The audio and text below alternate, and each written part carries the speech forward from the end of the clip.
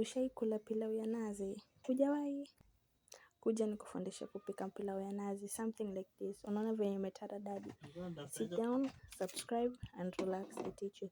So hapo niko na kitunguu, niko na kitunguu saumu nilikuwa nimeponda ponda hapo, kuna mchele wetu na kuna dawa ya pilau nimeponda ponda na kitunguu saumu. So huo ni mchele wetu wa basmati, wa sunrise, halafu hilo ntui la kwanza na hilo ntui letu nzito. Wakuna nazi yako alafu wachuja. Haya, sit down, relax, please don't forget to subscribe. Alafu hizo nyama zetu kwa tushachemsha na pressure cooker, zimeiva ziko soft kabisa. So utatia mafuta yako yaive, yakishaiva, yakisha tokota, utatia vitunguu, utaanza na kutia spices zako. Ile spices yafanya, ukitia ya kwanza yafanya inabaki, haitapotea kwenye hewa. Ukishaweka spices zako ziiva kidogo, utaongeza vitunguu vyako. Sit down, please don't forget again to subscribe. Help a growing girl. Thank you. Kasirika sasa vimba, urejua utaziba, wewe jifunze ujue mambo. Endelea kunichimba, nenda kwa wachawi omba. Endelea kunichimba,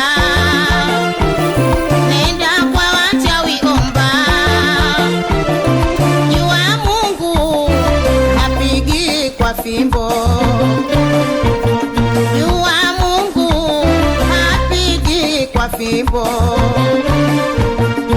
Adabu yako elewa. Nimefanikiwa mie, nimeongokewa mie, nimejaliwa mie.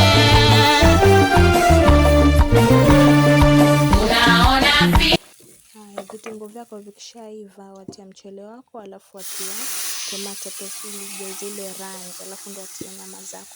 Usifry nyama kwanza tafadhali. Ukisha fry vijinyama vyako nusu robo, wavichanganya hapo. Alafu kama hiyo supu ya nyama nyingi wapunguza, alafu weka tui lako. Nyama pilau ya taradadi, pilau imeenda shule. Tafadhali follow recipe mpaka mwisho uenjoy. Kasirika sasa vimba, urejua utaziba, wewe jifunze ujue mambo. Endelea kunichimba, nenda kwa wachawi omba. Endelea kunichimba,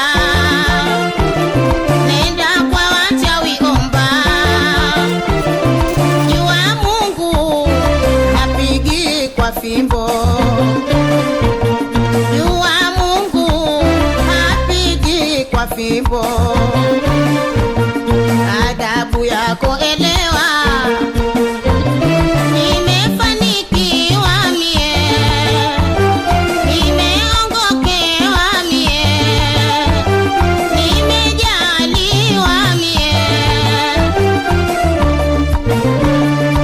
Unaona Haya, pilau yetu ndio hiyo shataradadi na kipilipili chetu hapo. Ona mambo hayo, mambo ya Kiswahili, mambo ya Kitanzania.